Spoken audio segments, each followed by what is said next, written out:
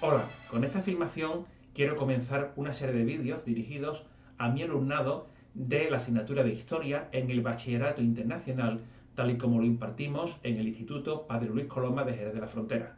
Por supuesto que me gustaría que pudiera servir a cualquier tipo de alumnado de bachillerato internacional o nacional de cualquier punto de España, pero en concreto va para este alumnado mío, este año 2020-2021, 6 alumnas. En los próximos años pues ya veremos, pero para todos ellos, para todas ellas, van estas ideas sobre cómo afrontar esta asignatura de historia dentro del sistema del bachillerato internacional. Y esta primera filmación va dedicada a cómo se prepara un tema. Sabéis que tenemos un temario que mezcla las asignaturas del bachillerato nacional, concretamente la historia del mundo contemporáneo y la historia de España, con lo que es la historia del bachillerato internacional, con un programa, con unos contenidos que en unos casos coinciden plenamente, en otros casos coinciden parcialmente y en otros casos no coinciden para nada. Bueno, pues vamos a ver qué es lo que hay que hacer exactamente para prepararse cada uno de los temas de los que tenéis que examinaros en la prueba externa del bachillerato internacional. No estoy hablando aquí de los exámenes, ejercicios, pruebas que hagamos en el instituto. No estoy hablando de la selectividad.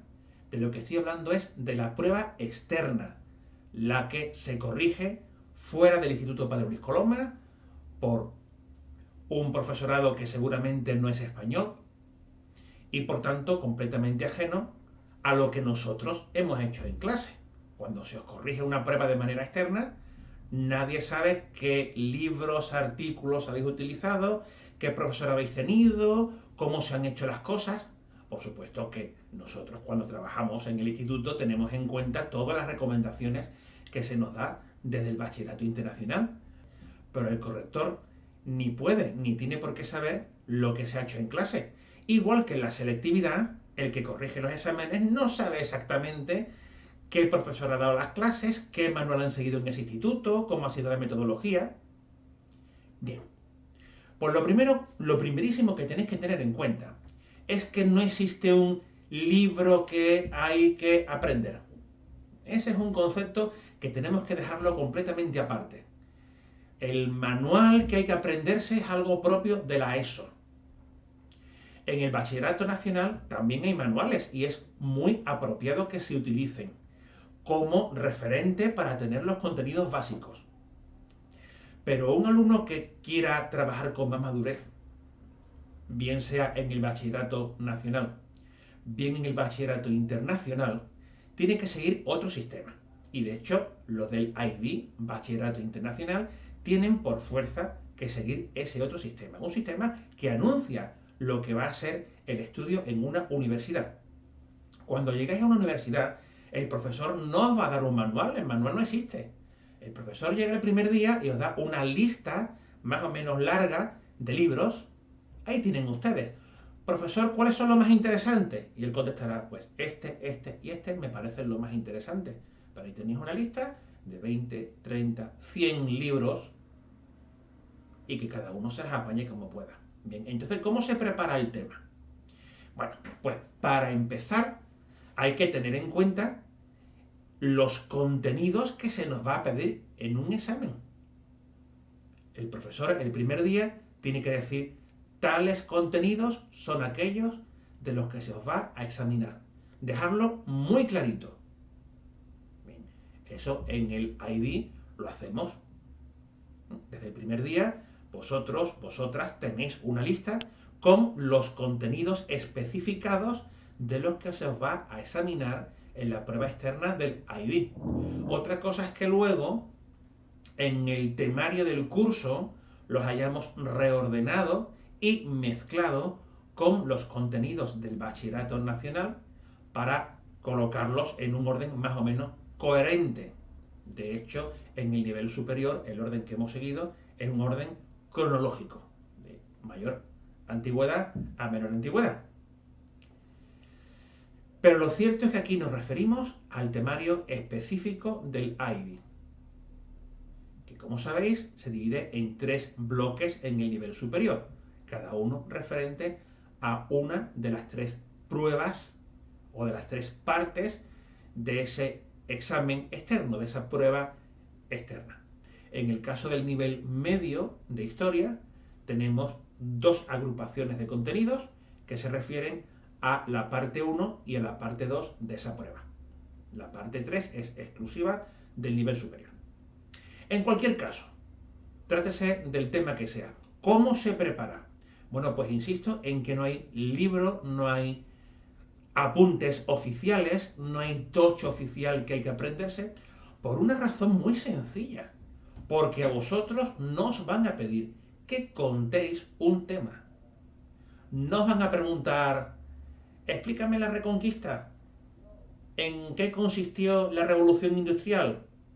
Cuéntame la Segunda Guerra Mundial. Nada de eso. Si os habéis fijado, en las 3 pruebas os van a pedir cosas como interpretar, analizar, comparar, valorar. ¿Significa esto que no hay que saber los datos? No.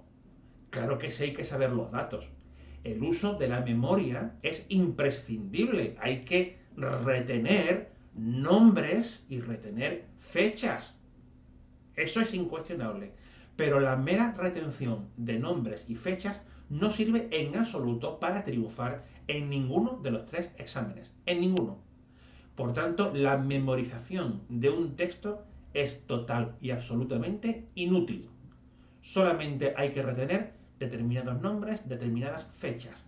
Aprenderse un texto, sea unos apuntes, sea unos PowerPoint, sea un manual, es totalmente inútil. No hay que memorizar textos. Lo que hay que hacer es estudiar esos textos, prepararlos. ¿Y eso qué implica? Implica leer. Leer de una manera comprensiva, consultando siempre en un diccionario todas las palabras que no se entienden o preguntando al profesor si aún así no entiende uno lo que ahí está expresado. Luego hay que anotar al margen, hay que subrayar los textos, nada de estudiar sobre la pantalla del ordenador, hay que trabajar en papel para poder subrayar. Y una vez hecho todo este proceso, hay que terminar elaborando bien un mapa conceptual, bien un esquema, bien un resumen. Personalmente prefiero el esquema, siempre me han encantado estos sistemas con puntitos, con flechas, con llaves. A mí personalmente es lo que me gusta. Hay personas que pueden preferir mapas conceptuales, gráficos. Hay personas que pueden preferir un resumen más tradicional, más literario. Bueno, también. Y eso es lo que después tenemos que llevarnos, digamos, a la mesa para empollar, para leer una y otra vez. Bien, tenemos ya claro que lo que hay que hacer es no memorizar unos textos, sino trabajarlos a fondo. Ahora bien, ¿qué textos son los que hay que trabajar? Aquí la colaboración del profesor es imprescindible. Si hasta hace unos años el problema de muchos estudiantes era poder acceder a los textos, y para ello había que acudir fundamentalmente a las bibliotecas universitarias, hoy día quizá el problema sea justo el contrario. Tenemos un exceso de información, porque aunque efectivamente los manuales siguen estando en las bibliotecas, a través de Internet se nos ofrece una cantidad tremenda de textos para poder trabajar. ¿Dónde escoger? Bueno, pues como digo, el profesor es imprescindible. Será el profesor de turno, el profesor de cada asignatura, el que vaya aconsejando al alumnado cuáles son aquellos que ofrecen un mayor interés. Generalmente, en clase, irá trayendo libros o artículos que recomiende. De ellos hay que tomar nota para después poder localizarlos. Asimismo, irá colocando en la plataforma virtual que tenemos determinadas referencias, bien el nombre del libro, del artículo, para que lo busquéis o para que lo compréis, o directamente el texto. Es muy frecuente hoy el entregaros los textos tal cual en PDF, porque afortunadamente son muchas las revistas científicas las que permiten la descarga gratuita y legal de los textos que en ellas se incluyen. De tal manera que hoy el profesor puede colgar en la plataforma o mandar por correo electrónico la versión en PDF de determinados artículos. También puede ofreceros enlaces a artículos de periódico, a páginas web hechas por otros profesores o incluso a vídeos didácticos de canales de televisión, de profesores youtubers, que los hay increíblemente buenos. Los vídeos que hago yo no valen absolutamente nada en comparación con estos especialistas que lo hacen de una manera admirable. En fin, el profesor os servirá una serie de contenidos, os orientará, os dirá, podéis caminar por aquí, podéis caminar por allá. Incluso en un momento dado puede decir, mirad, los contenidos de este tema concreto vais a encontrarlos en gran medida en tal libro. Bueno, pues ahí tenemos ya una base. Ahora, sois vosotros, en este curso 2020-2021, vosotras, los que tenéis que decidir cuántos y en qué profundidad. Lo mismo que ocurre en la universidad. En la universidad el profesor nos dirá cuántos libros os tenéis que estudiar, hasta qué profundidad hay que estudiárselos, si hay que mirarse todos los capítulos o no. Eso depende de cada uno, de la nota por la que vaya cada uno y también de lo que le interese a cada tema o de las deficiencias que tenga en su aprendizaje, que a lo mejor si determinado tema no lo entiendes, pues quieres meterte más con uno en lugar de con el resto, ¿no? Es una decisión bastante personal y, como digo, el corrector del examen, de la prueba externa, no va a saber lo que habéis manejado, ni va a esperar que hayáis manejado concretamente estos libros y no los otros. La libertad es absoluta para el profesor y para el alumno. Tenemos que aprovechar esa libertad, que es un arma de doble filo. Insisto que si no se sabe muy bien por dónde se camina, puede ser peligrosa la libertad. Pero utilizada con inteligencia, esa libertad puede dar muy buenos frutos. En la universidad es muy frecuente que vayas por el pasillo y te encuentres con una amiga que lleva unas fotocopias ahí y tú con miedo le digas, oye, ¿eso que estoy viendo qué es? Y te contesté, no, son las fotocopias que acabo de hacer de tal manual que nos recomendó el profe, ¿te acuerdas? ¡Ay, yo también quiero! Entonces vas, plaf, y se las pides, vas corriendo a la copistería y te llevas tu tocho de fotocopias adicional, ¿no? Y al final del trimestre, pues terminas acumulando una cantidad ingente de fotocopias y no sabes muy bien por dónde meterle en mano, ¿no? ¿Va a sacar más nota la persona que se ha fotocopiado todo eso? Pues no, no se trata tanto de la cantidad, sino de la calidad. Pero ya podéis imaginar que una persona que no ha manejado las fuentes, que no ha manejado las fotocopias, pues seguramente va a sacar poquita nota, a lo mejor incluso no va a aprobar, ¿no? Si te limitas a estudiarte un textito o a estudiarte los apuntes, pues bueno, con un profesor de esos a la antigua usanza, que lo que quiere es que tú le repitas lo que ha dicho en clase, aprobarás. Con un profesor serio, que lo que quiere es que tú te lo montes por tu cuenta, vas a tener dificultades en aprobar. Pero insisto, no se trata de acumular muchos folios, sino de ajustarte a lo que te da tiempo, tienes fuerzas y te interesa estudiar. Muy bien. ¿Cómo se materializa físicamente todo esto?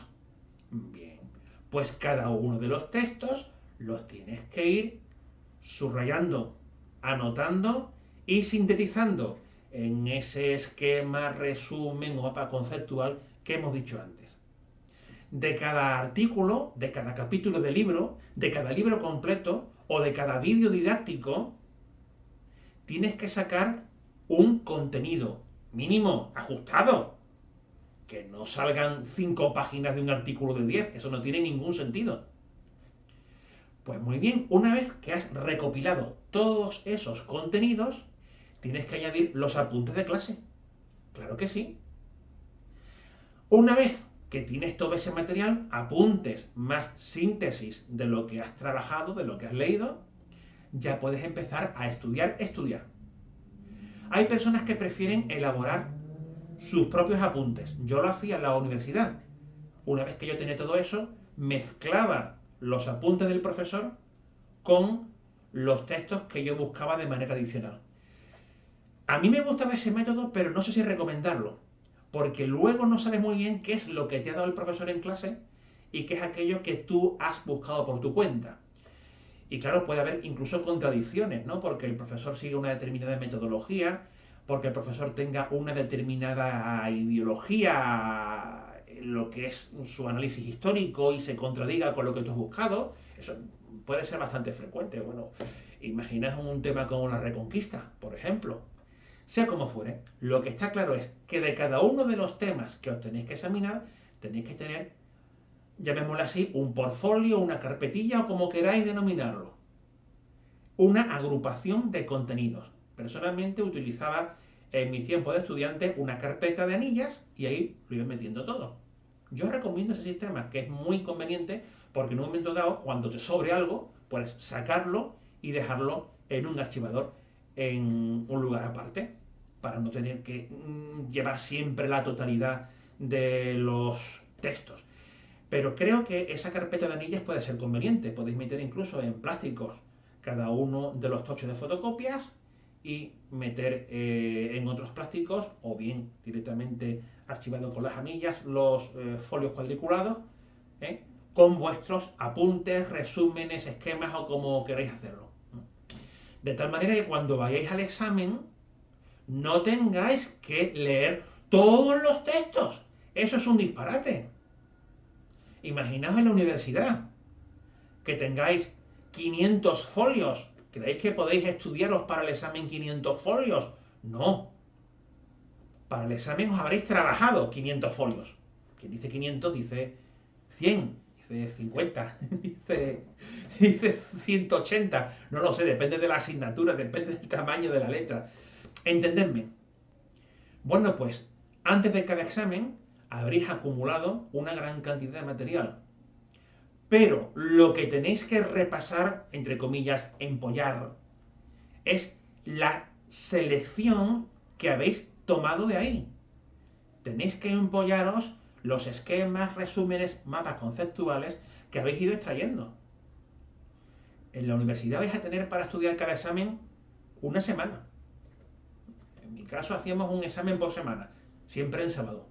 Eran 6 asignaturas, 6 sábados consecutivos. En una semana te daba tiempo de empollarte ese conjunto de resúmenes y de esquemas.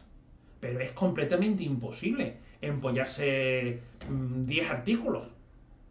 Otra cosa es que te los hayas leído, debes leerlos, pero no te da tiempo de empollarlos. Así que creo que ya me estáis entendiendo. En el bachillerato internacional tenéis que ir trabajando poco a poco, de manera diaria. Profesor recomienda un libro, se apunta, se busca. Profesor recomienda un artículo para lectura, se busca, se descarga, se imprime, se lee, se va subrayando. Esto no se empolla, no se memoriza. Se lee, se trabaja, se resume, se hace un esquemita. Y ya luego, cuando llegue la hora del examen y el profesor diga, el 20 y tanto de enero tenemos un examen de tal tema, pues entonces ese material que tú has ido extrayendo de lo que ya has trabajado, es lo que te vas, entre comillas, a empollar. Que de nuevo memorizar no, sino empollar en el sentido de leértelo una vez y otra hasta que lo entiendas bien. Esto último es fundamental, que lo entiendas bien, porque insisto que en el bachillerato internacional, y ojalá que también en el nacional, los exámenes lo que piden es interpretación, reflexión, valoración, comparación, inteligencia, fundamentalmente madurez. Madurez. Y por tanto, solamente mediante un trabajo continuo, comprensivo y siempre en contacto con el profesor para preguntarle todo lo que no se entienda, se conseguirán alcanzar unos buenos resultados. Gracias por escucharme.